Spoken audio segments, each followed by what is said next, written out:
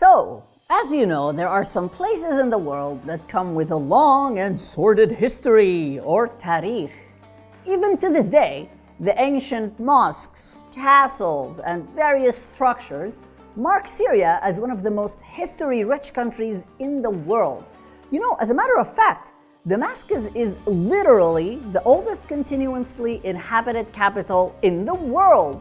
By the way, in Arabic, capital means asime. You know that only a handful of cultures have had the pleasure of being in or passing through Syria? Welcome to Speak Real Arabic, everyone. Today, I'll be talking about all the people and cultures that have passed over Syria through the years. So I'm just going to assume that you already subscribe and won't remind you because I'm way too excited to jump into this video. Let's do it. Now, since there is a lot of history here, I'll split this video into two parts. One is ancient history until the medieval era, and then I'll go medieval to current. Sounds fun, right? Alrighty, let's jump in. So, one of the earliest proofs of a kingdom in Syria is the Sumerian kingdom, or as we say in Arabic, Al-Mamlaka As-Sumeriyya. This is the earliest known civilization in the Mesopotamian, of course, dating all the way back to 3500 BCE. Can you believe that?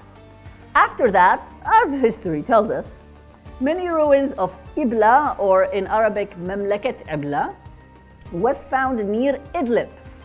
This kingdom supposedly dates back to 3000 BCE.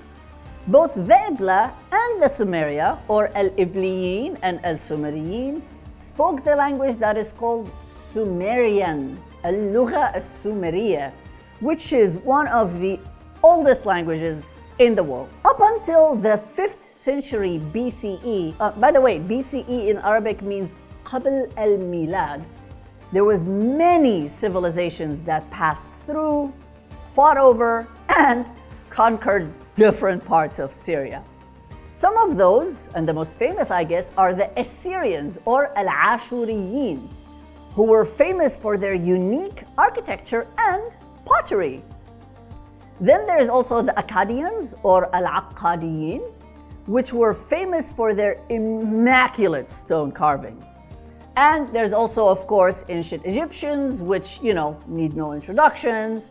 There's also the Hurrians or Al-Hurriyun.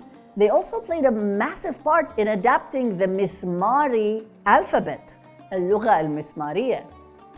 Moving a bit closer, we can mention Persian Syria or Syria Al-Farisiyya. This was all the way back in 529, 530. There was a king called Cyrus the Great, or Kursh al-Kabir. That's what we call him, Kursh al-Kabir. He took Syria as part of his empire at those times. During these times, the Persians brought some new practices to this region, such as, for example, coin making.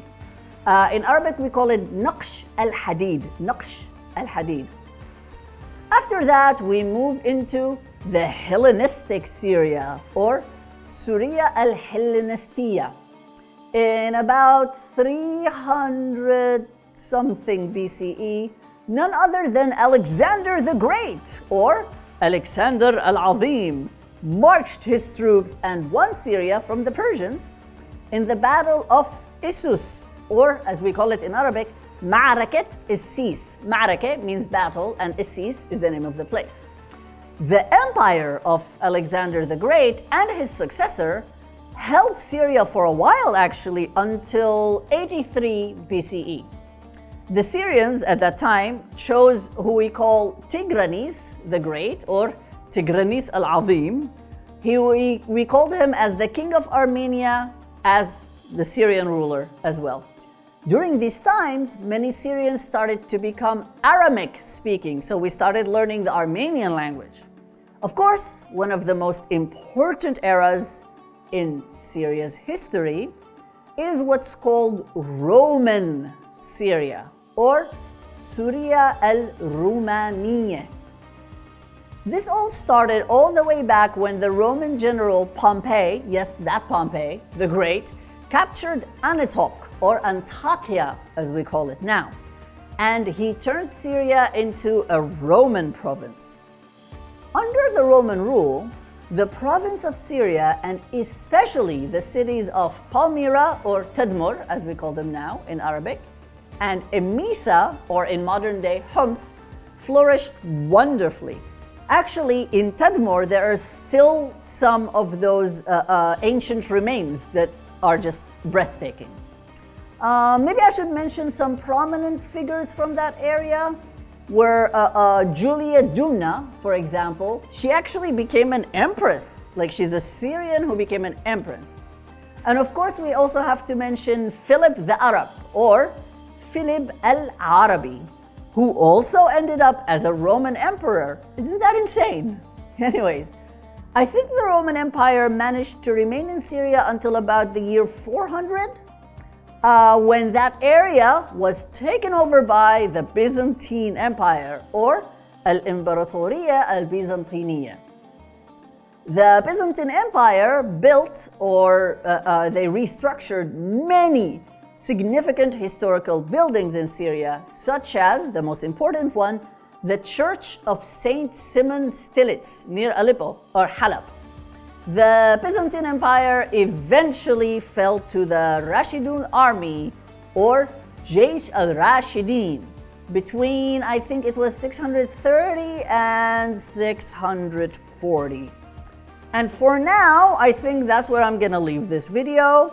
And don't forget to check out part 2 of the Syrian history. You can find the link in the description to know about the medieval era, or Al-Qurun al-Wusta, and about the Ottoman era, or Al-Hukm al-Uthmani. Thank you again so much for watching Speak Real Arabic. And I know this video might be a bit, I don't know, history nerdy. Well, I am a history nerd, I can do it. Fear not though, I'm working on a bunch of other things like music, drama, actors, singers, and as usual, I'm always open to your ideas, guys. Always let me know in the comments. I mean, you saw when somebody asked for tongue twisters, I did tongue twisters. So ask me for whatever you want and I'll be right there. Anyways, thank you so much. I'm Ozzy from Damascus, and I'll see you all in our next video.